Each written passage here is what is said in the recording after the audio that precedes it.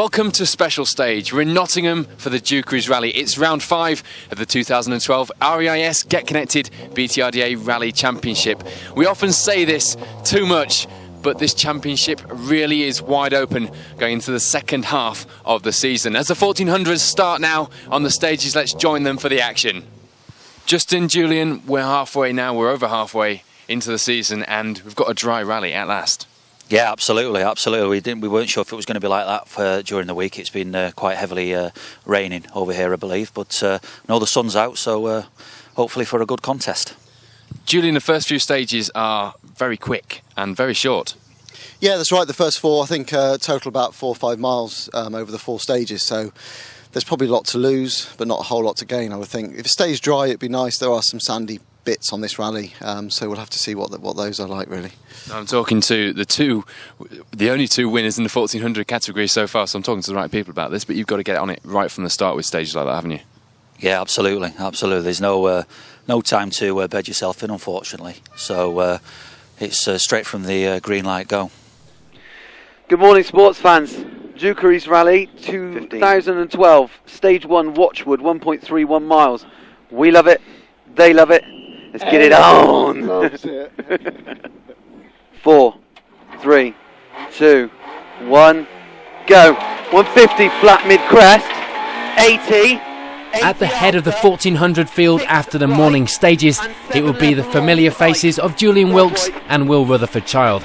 As they return to the stages that gave them their first ever BTRDA 1400 win in 2007, they'll be looking to do the same again as they hope to increase their championship lead in the process. On your bike. 4 left into 5 left long. 4 left, tightens into 5 left long.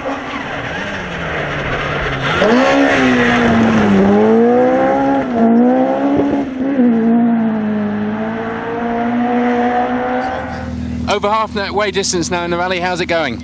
Yeah, we were 57 seconds up after 19 miles, so pretty happy with the morning's work. Car really good, got the suspension sorted, it's really, really nice, but we've almost written it off in there. The bumps under the braking on the fast stuff, the car endoed. We thought we were going to go home in a ball, so we're going to have to back off now. Disaster strikes on Stage 1 for the Plains Rally 1400 winners Justin Lawson and Paul Hargreaves. Possibly a little too committed into this corner, and the car hits a bank, causing the front suspension to break. The pair get to the end of the stage, but the car would be going no further. A bitterly disappointing end to their event, following the highs of the previous round.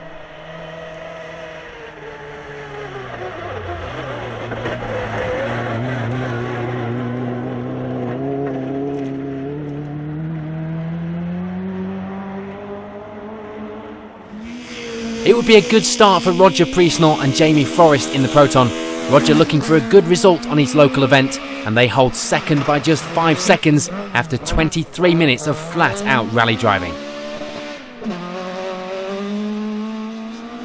A change of co-driver for St Neots-based KIERON Darrington, and it comes in the form of his sister Lindsay. The opening 4 stages give the pair time to adjust to each other again before attacking the longer stages in Sherwood Forest. Third overall now, though, was great going, and things seem to be looking up for Darrington after a mixed season so far. Is it hard work in there, Kieran? It is a little bit, yeah. Trying to keep pace with them because it's tight, I think, between me and the next couple. It is, it's a tight leaderboard at the moment. Yeah.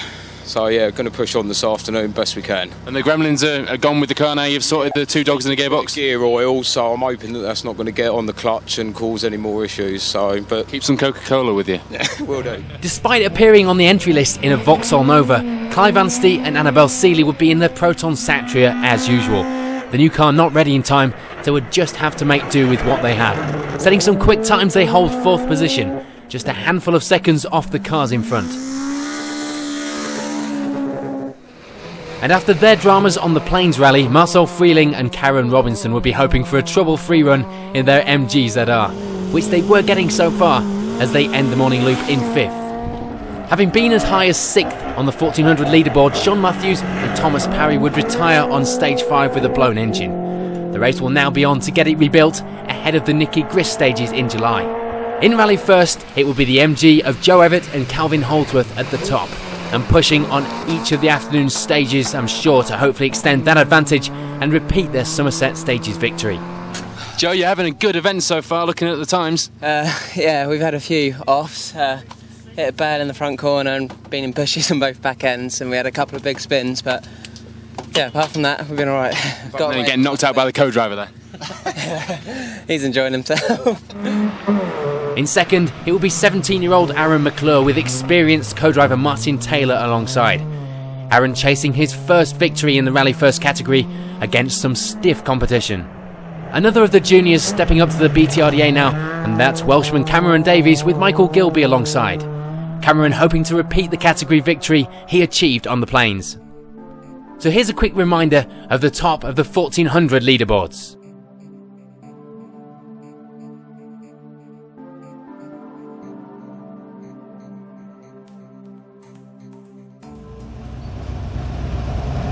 In the Silver Star category, it will be Alan McDowell and Gavin Heseltine who top the results after the morning stages.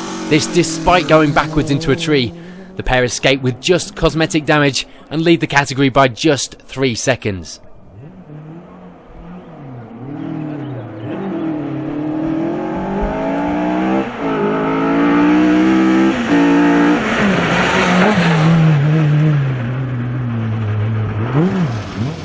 Looking at that back end, Alan, I'd say it was a challenging event so far.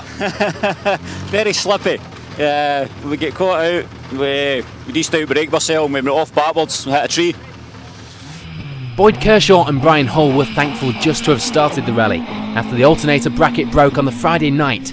Thankfully the car was fixed at 1:30 AM on the Saturday morning. Thank goodness for a service crew, and the hard work was rewarded with second place at this stage. Small craft into sudden, turn square left, slippy. 170.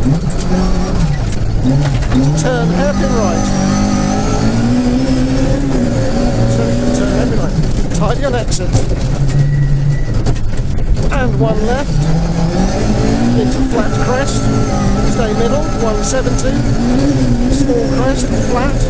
Stay middle. 130. First of the historic escorts are Rob Dennis and Ian Jones. Having retired from the previous round with a blown engine, they'll just be hoping to see the finish this time around, making a good start in second.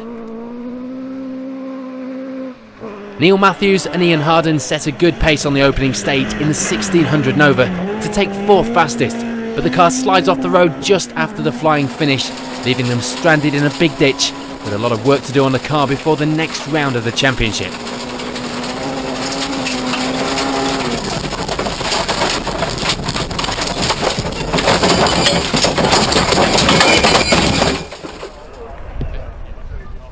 Well, that was one way to end the first stage of the rally, not the way you were hoping to do it.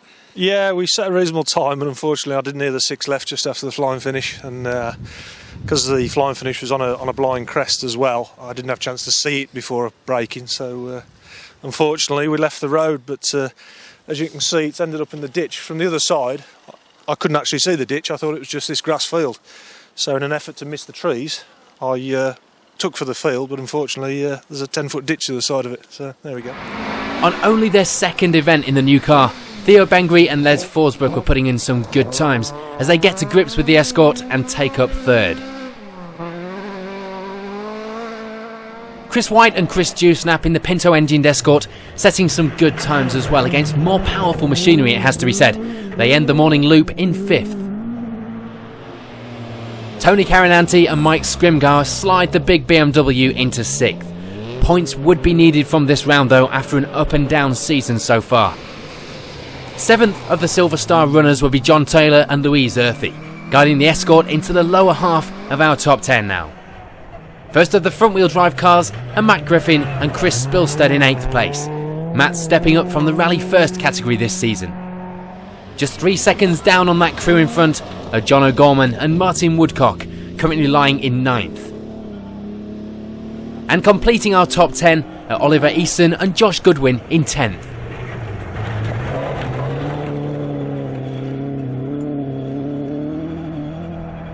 BTRDA regulars and Silver Star Championship leaders Matthew Robinson and Nigel Hutchinson were leading their category up until the end of stage 5. However, they receive a 10-minute penalty for taking the wrong route at the chicane and dropped down to dead last in the event. A big disappointment for the pair.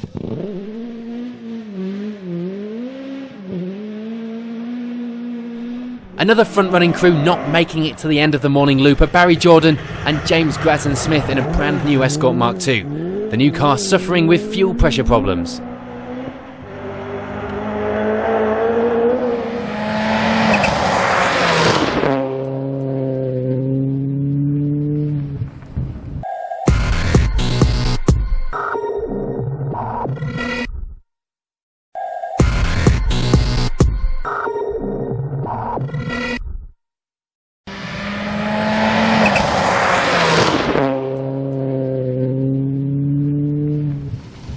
As we wait for the four-wheel drive Gold Star category to take off here at the Dukeries Rally, you can see behind me Roger CHILMAN Jr.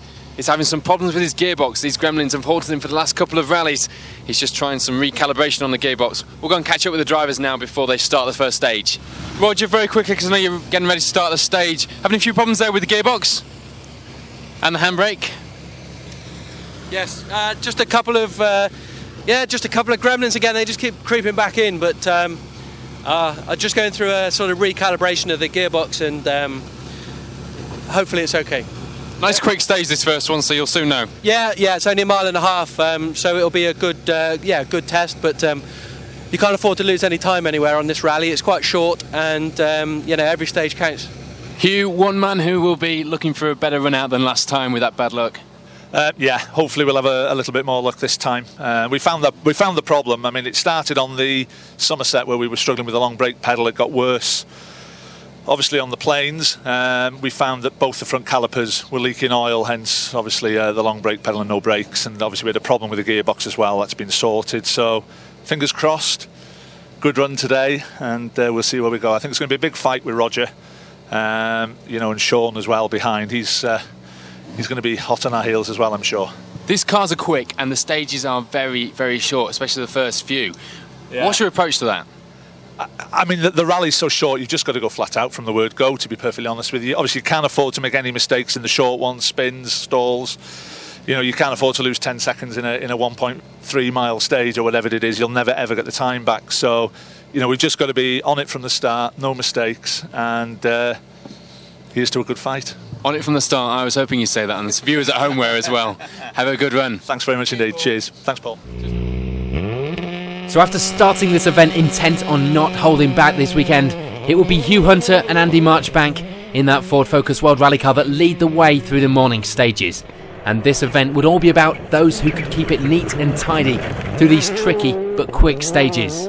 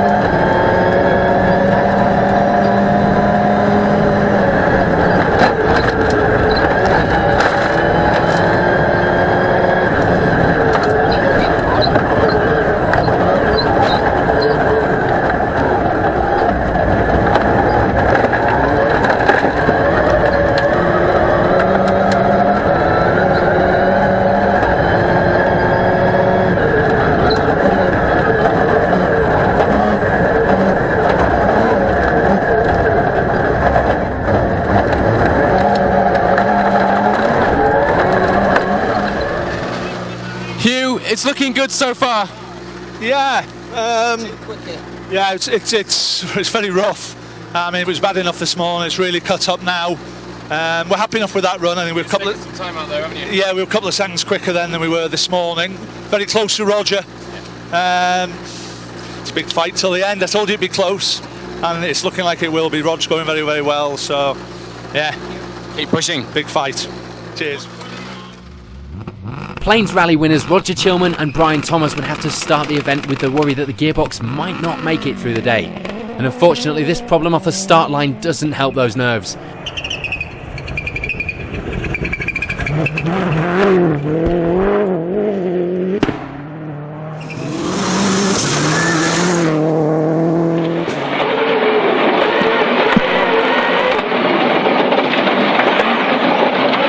Keep 250, turn 1 right, repeat, turn 1 right,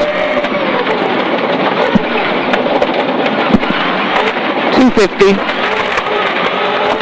2 right plus long, black crest exit, 350,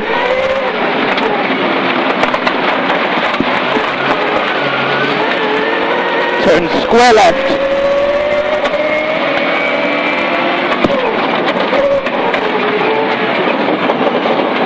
150, turn deceptive 2 right, opens 100,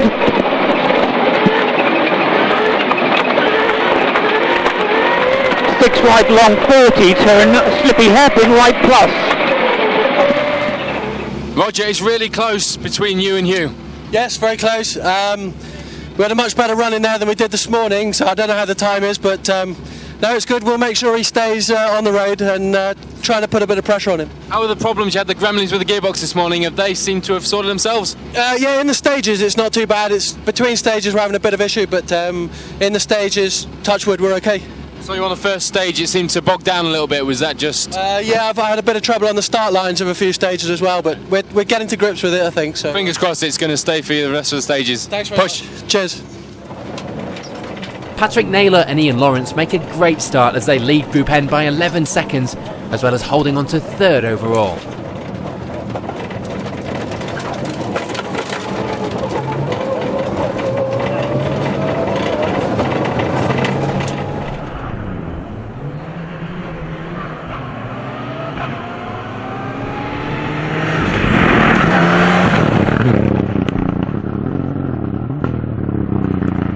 You're winning, you're leading, I should say, at the moment, but Jamie's pushing really hard. Oh yeah, and he always will. Yeah, I know Jamie. We've raced, together a long time now, so he's always going to push, and he does well at the end of the event as well. He seems to have lots of reserve energy, so we're going to try and keep it on the road. There's lots of points at stake.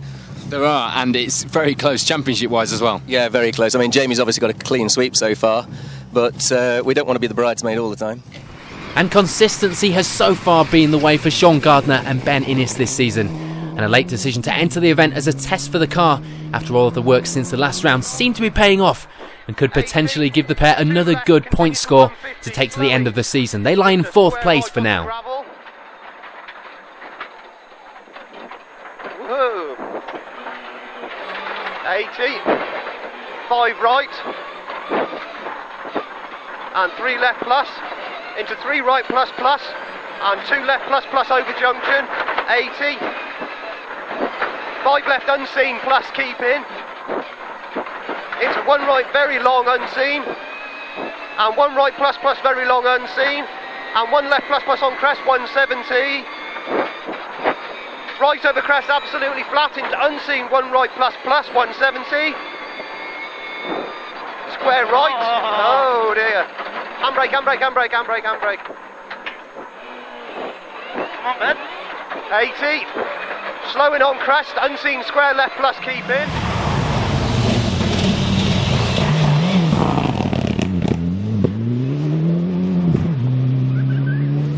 Sean, you're still very much in this fight. Yeah, very much so. I enjoyed that then, compared to what I did this morning, to be honest. But yeah, it's been an eye opener to say the least this morning. But we're thereabouts, aren't we? We know you made quite a few changes from the last round to the car. Are they holding up? Are they making a difference? Yeah, they are now. Now I'm starting to get a little bit used to it now, to be honest. I was very tentative this morning, but we're certainly settled in a little bit now. We're looking forward to those last few stages. I'm sure you are too. I know you ever. Current Group N Championship leaders Jamie Anderson and Ella Flynn will be looking to increase their lead at the top. But for this weekend, they would have to play second fiddle to Patrick Naylor as they lie 5th overall and 2nd in Group N. This spin on stage 3 not helping their fight for that class lead and showing that the pressure of that class battle, close as it was, mixed with the conditions, was starting to show.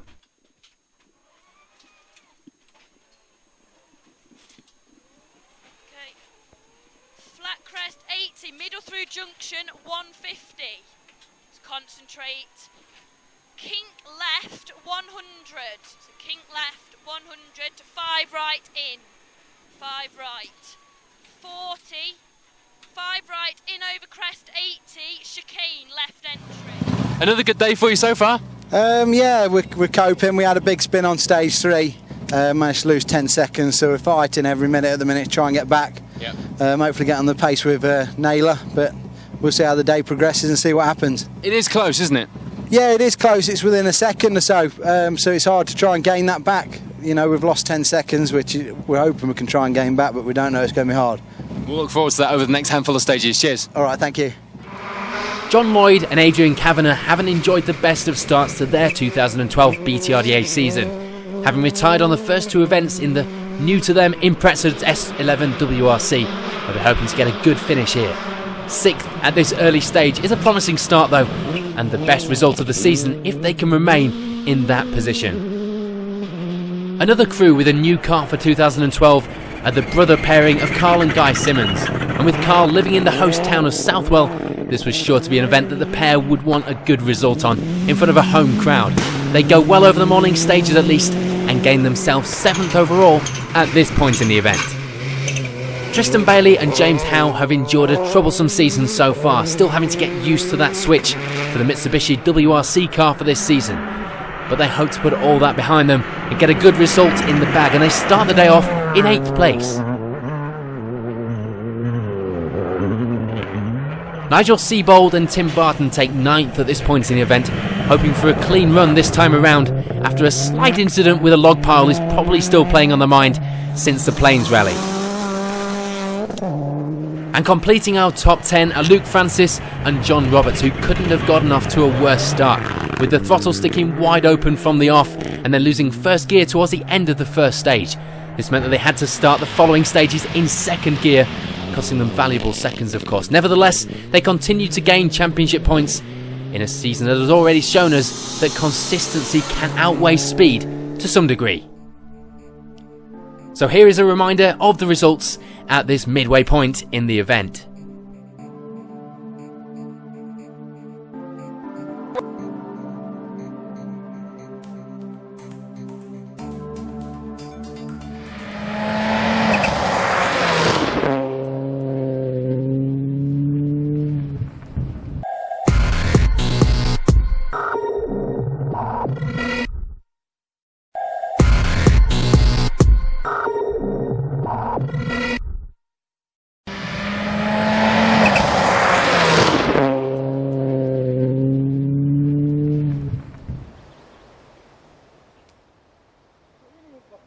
In the Rally First category, it would be a bit of cruel luck once again for Aaron McClure and Martin Taylor. They just miss out on a podium place in the final leg of the event, suffering a lower arm problem on the very last stage and dropping down to 4th. It's all about experience at this level though, something that McClure is gaining plenty of as the season goes on.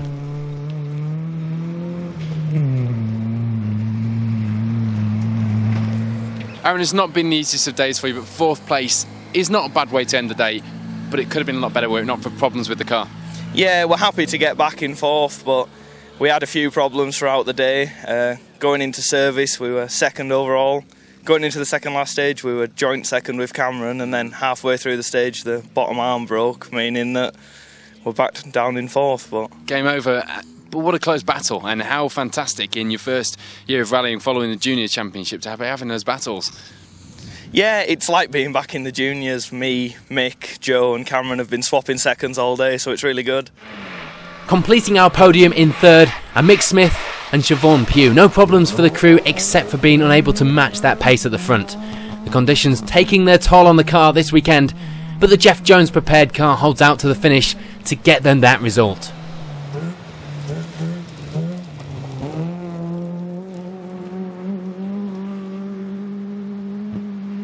Having battled hard with McClure all day, Cameron Davies and Michael Gilby would eventually take a comfortable 2nd in the category, a result that sets Davies up with some good championship points.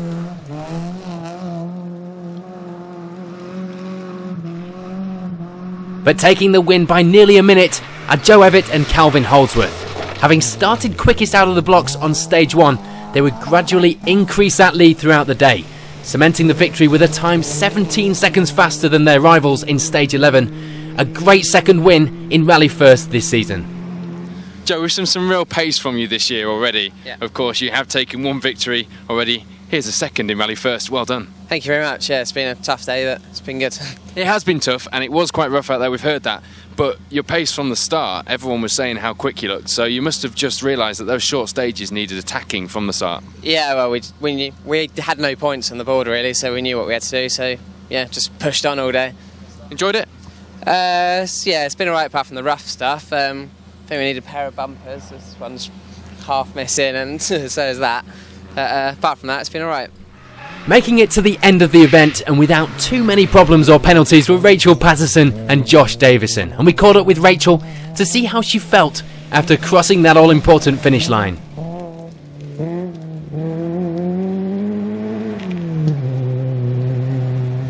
Rachel, fantastic result. Here you are at the finish of the Dukeries Rally. Well done. Thank you very much. No, it's been definitely an experience today. I didn't feel like I was getting on this morning, just difference between stages, but then this afternoon it's been really good. I was debating whether to play it safe, kind of trying to avoid the ruts, because it did get, after the bigger cars had gone round, it was different, and I thought my poor car was getting battered and bruised, shaking a few bones. But no, I'm really chuffed with how, and the fact that we've got a finish just has kind of made it all worthwhile, so really happy with that. The stages this morning were short and they were quick sprint blasts really. You had to get on it straight away, so that could be a reason why you were struggling to get in the groove. Yeah, I found it hard to get into it because it was kind of just by the time you get started, you've come to the finish line again. So that was a bit, and then when you had like the long stages, it was okay. I felt more confident then, and just everything felt better with the car, and we managed to tweak a few things on the service. So no, happy with today's ride. It's another part of the learning process. Different events offer different challenges. Yeah, no, definitely today, just the mixture of the surfaces kind of getting thrown in has definitely also been a learner, and I think it's pushed me a bit further today. In the 1400s, Marcel Freeling and Karen Robinson make it to the end with a trouble-free run as they take 5th place in the MG.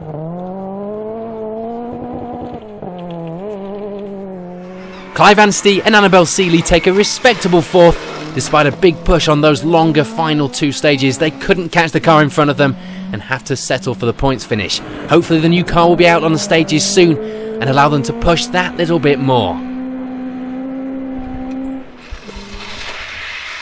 Taking 3rd and his best result of the season is KIERON Darrington, with sister Lindsay on the notes. Despite an oil leak in that gearbox, a big push in the afternoon sees them secure the last podium place by just 6 seconds.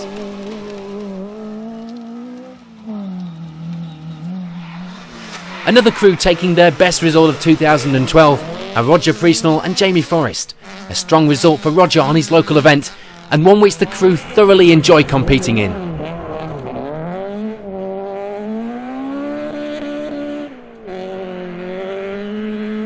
But taking their 4th win of the season and getting ever closer to their first 1400 championship are Julian Wilkes and Will Rutherford-Child. Following the loss of their main rival early in the day, Justin Lawson, of course we're talking about the pair enjoy a smooth run to the finish to win by nearly a minute and a half. Julian, Will, back to winning ways, another fantastic result and convincing victory as well. Thanks, Paul. Yeah, we had a good day today, really enjoyed it. Worked well in the car went well, and yeah, we came away with a win. To a certain extent, Will, the pressure was off, and you did say it was quite relaxing today. Yeah, it's been a good day, but we were actually quite gutted that Justin went out so early on. We haven't seen him since this morning, since we left here, because obviously, you know, he went out after stage 1. So gutted for them, really, because we were looking forward to a fun battle today, but bring on the Quinton. Great for your championship as well. It was never not on track, but it's definitely back on track if there was ever any doubt. Yeah, I think you're right, Paul. It's nice just to get 5 finishes, and our worst score's been second, 28 points versus 30. So to have 4 maximums is really good. I think we just need to finish second on the next one, but we won't do that. We'll go out for a win. And to do that with such a competitive field in the 1400s as well, everyone is saying how close and how hot the competition is. Yeah, the boys are really flying, and these protons are getting quicker, aren't they, over the last couple of events? So, it's been really good, but we just got to look forward to the next one and try as hard as we can. Well, for now, it's a Vauxhall on top. Well done, guys. Another great win. Cheers. Thanks, Woody. Cheers. Thanks. So here's a look back now at the final results in the 1400 categories.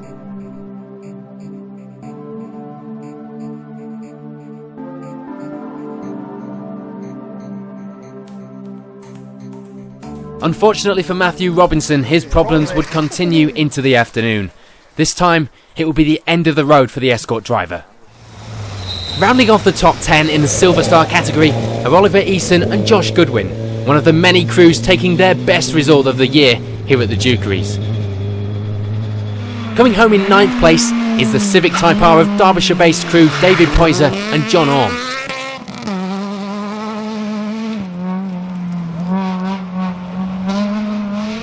Finishing in joint 7th in the Silver Star category are Robin Williams and Ewan Owen in the 1600 Peugeot 206, with the VW Golf of Robert and Chris Wheeler joining them in that position. The pair take 15 seconds out of the 206 on the last stage to claim some more valuable points. Another crew retiring frustratingly close to the finish are Tony Carinanti and Mike Scrimgar in that distinguishable 3-litre BMW, retiring in stage 11 with a broken drive shaft, another blow to their 2012 campaign. This means that top BMW honours fall to John O'Gorman and Martin Woodcock, who take a credible 6th in the Silver Star category. John Taylor and Louise Earthy bring the Pinto-powered Mark II home in 5th place.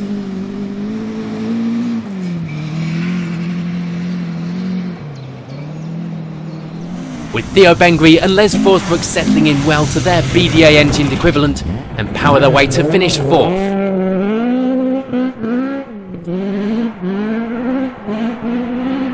Rob Dennis and Ian Jones power slide their way to the last step of the podium in the Silver Star category and also collect maximum points in the DMAC Tyres Historic Cup in the process, a result which the pair will certainly enjoy. Alan McDowell and Gavin Heseltine go into the final stage of the rally just 4 seconds off the class leaders, but disaster strikes and they drop nearly a minute with a puncture on the car. Crawling through the last stage as best they can, they do manage to claim 2nd, but we'll never know what could have been and how close that battle could have run towards the end of this rally. Alan, it hasn't been the easiest of events. I think the end there was really not what you were hoping for. No, just rub salt in the wind, 4.5 miles and a back puncture. Hasn't been an awful good stage, had been kind to us, but that's rallying. Well done to Boyd though, he's coming on. Yep. What a great battle as well. It was getting exciting, and the viewers at home will see just how close the competition is getting in this Silver Star category. Aye, it's good fun. It's a fun sport, but at the front it's pretty fast. Like there's not much room for error. So it's good. It's really good. But no, again, well done to Boyd. Given the problems that you've had and how challenging today was, I think it's a good result to take home. So well done. Everybody has problems, so well done. Onward and upward. Despite still suffering with the effects of a badly broken arm sustained 2 years previously, Boyd Kershaw and Reading-based co-driver Bryan Hull take the win in the Silver Star Championship category this weekend. This also being Boyd's first maximum point score in this category. A close battle to the finish with the cadet behind, but the escort pair come out on top with a clear victory of over a minute.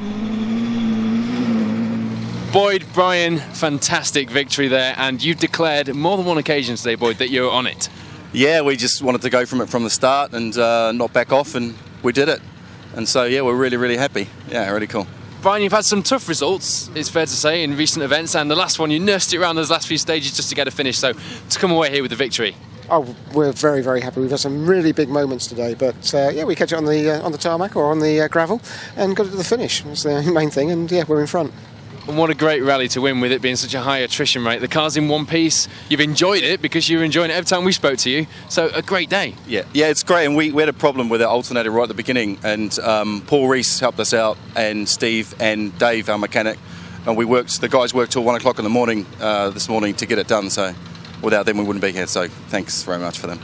Time to start thinking about the championship, or is it still one event at a time? One event at a time. We'll see what happens. Yeah, I'm looking forward to the next one. I like the next one. I thought you might be. Yeah. Cool. Well done, guys. Great victory. Thanks very much. Cheers. Cheers. Thanks.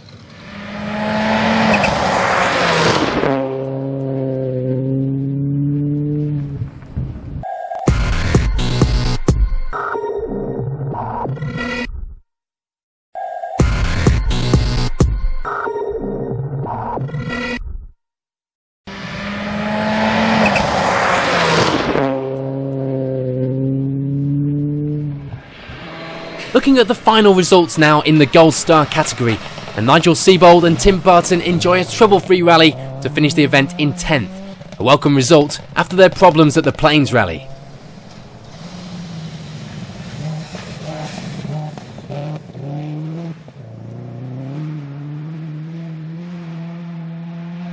Luke Francis and John Roberts battle to the end, and despite having more dramas with a turbo pipe coming off and with the loss of first gear, they make it back to Southwell Racecourse in 9th overall, taking 3rd in Group N.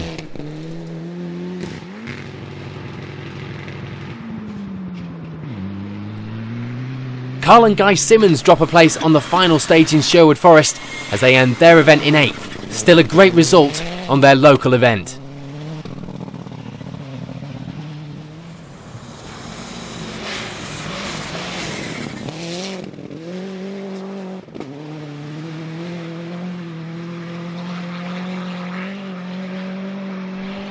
Tristan Bailey and James Helm make it to the end of this rally in 7th place, setting a 3rd fastest time in the last stage.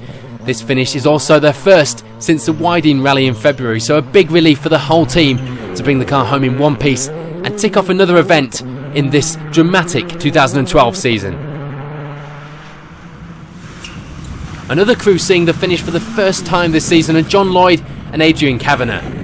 Setting some quick times in the afternoon, they check into the final time control in 6th place. Jamie Anderson and Ella Flynn swapped seconds with the crews around them all day as they reached the finish in 5th overall and an impressive 2nd in Group N. Pressure on the pair all day didn't help, and the result still gets them some valuable championship points going into the Nicky Grist stages in July. 2 left cut, 20, 5 right, 20, 6 right, 40, 6 right, 60, 6 left over crest, 170.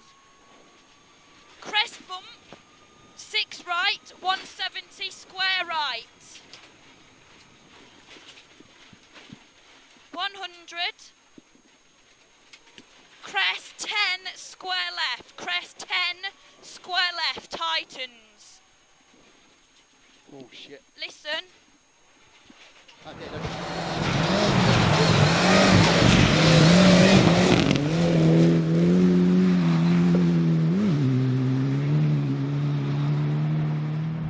Well, it proved to be a good decision to enter the event for Sean Gardner and Ben Innes as they take home 4th place and add to their consistent haul of points so far this season.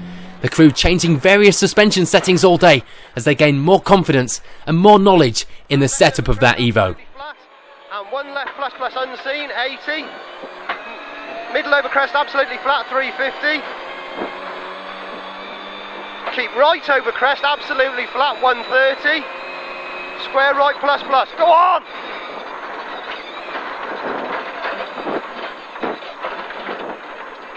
$100. Flat over crest and chicane left right.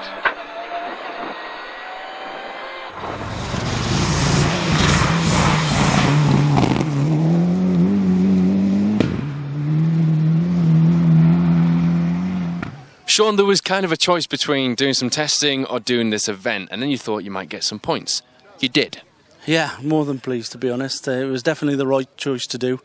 Without a question, without no, I am absolutely thrilled to bits to be finished 4th, and I've come a lot closer today to the Group N cars. I know Roger and you are in a league of their own, but won't be before long before hopefully we'll be back somewhere near the pace, because we know what we've got to do now for the next event again. So because we've learned so much today, so yeah, I'm really pleased, to be honest. You say you know what you've got to do, but let's just mention that word again: consistency. That's what you have been doing, and you're still in the lead of the championship. Drop scores not taken into account at this stage, so you have been doing something right. Yeah, it does sort of look like, we are doing something right without a question, right, to a certain degree.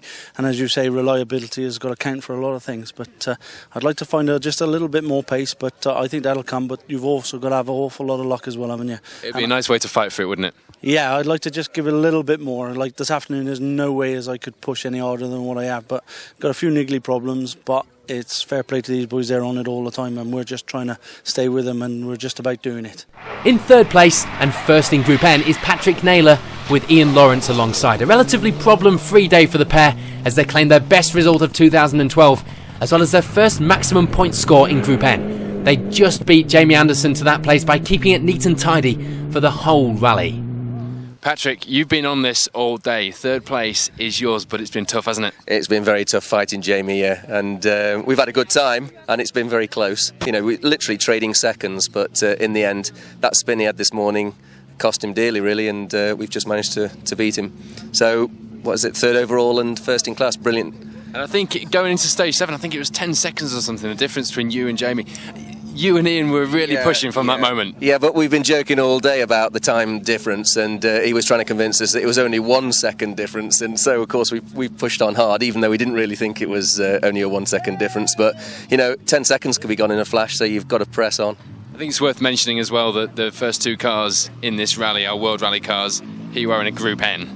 That's a fantastic result in itself. It is, and this event normally would suit a World Rally car, but because it's been so rough out there, you know, it's given us a chance, so we're very pleased, and the points haul makes up for the disappointments on the Somerset. So yeah, it's been a good day all round. Great result, looks great for the championship as well. Well done. Yeah, thanks very much, appreciate it.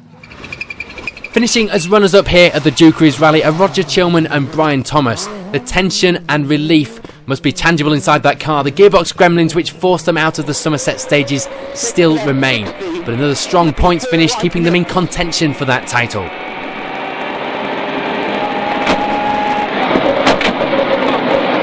.200, mid of a flat crest, bumpy 200, mid of a crest jump 80, turn hairpin right, first turn.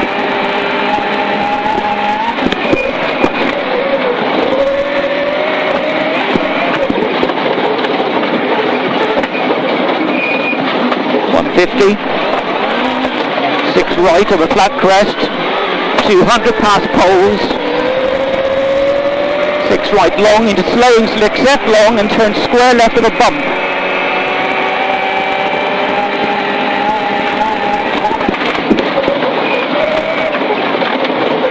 .100, mid of a small crest, 100 maybe, turn square left to the change strip.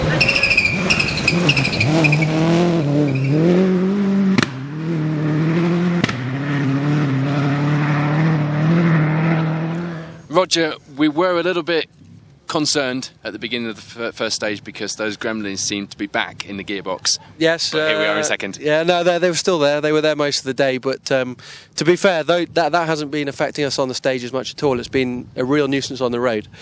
But in the stages, it hasn't cost us much at all. Hugh and Andy have been very quick all day, and they got a good car. They're a good team, and they're going to take some beating. But we can improve the car a little bit.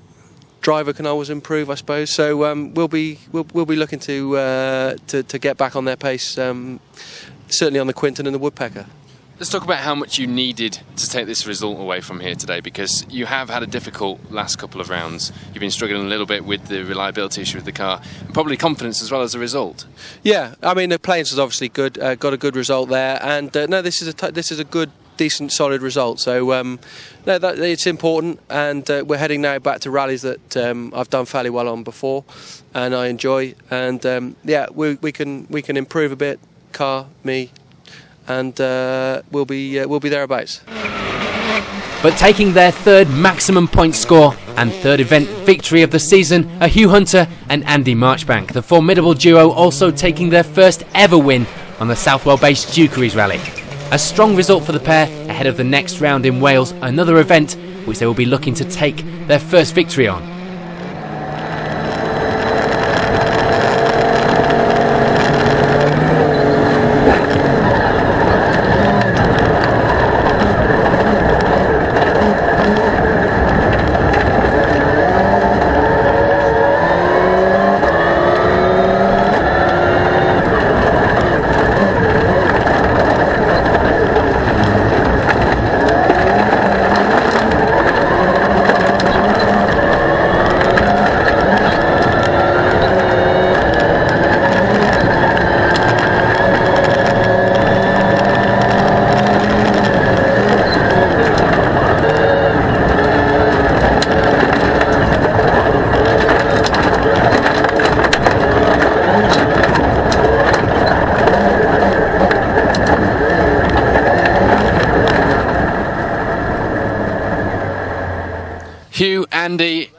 again. This is 3 wins out of 5 events so far this season. It's looking good.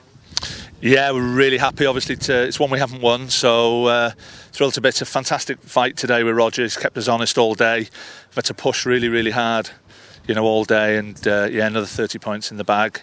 But it's still there to fight for. I mean, we can't afford another slip because we've got two drop scores as it is. So all to play for. And I say, very, very happy.